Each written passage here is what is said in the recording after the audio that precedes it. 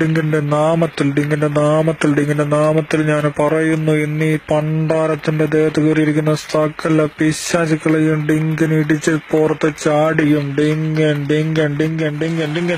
ആ ഡിങ്കൻ കേറി ഇന്ന് ഡിങ്കൻ ഇപ്പൊ അകത്ത് പ്രവേശിച്ചിട്ടുണ്ട്, ഇവളുടെ ശരീരത്തിൽ പ്രവേശിച്ചിട്ടുണ്ട്. ഇവളെ എത്ര കൂതറയാണെങ്കിലും പണ്ടാരം പിടിച്ചവളെ നിന്റെ ദേഹത്തു നിന്ന് സകല പിശാചുക്കളെയും ഡിങ്കൻ ഇടിച്ച് പുറത്ത് ചാടിക്കും. ഡിങ്കന്റെ നാമത്തിൽ ഡിങ്കൻ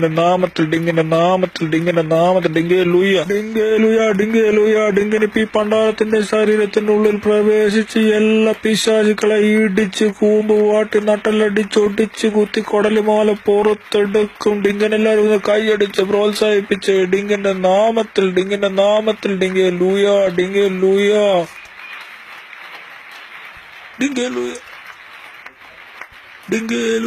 എല്ലാരും. പ്രിയമുള്ളവരെ, ഈ കൂതറ വെടിയുടെ ദേഹത്ത് മുഴുവൻ പിശാചുക്കളായിരുന്നു. 1400 പിശാചുക്കൾ ഉണ്ടായിരുന്നു. ഡിങ്കൻ ഈ പിശാചിനെ എല്ലാം അടിച്ചു ഓടിച്ചു. ഈ ഡിങ്കൻ അവസാനം വിജയിച്ചു.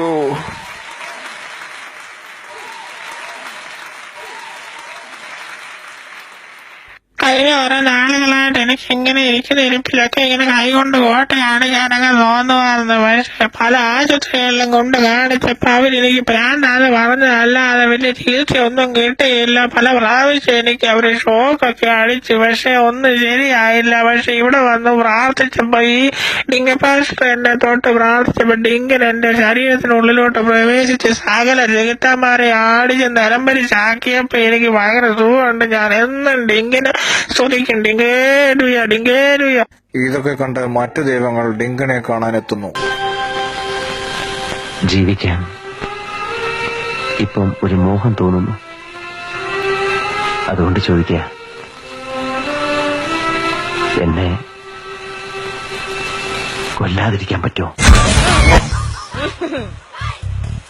ഇത് എന്റെ ഏരിയ ആണെന്ന് അറിയില്ലേ?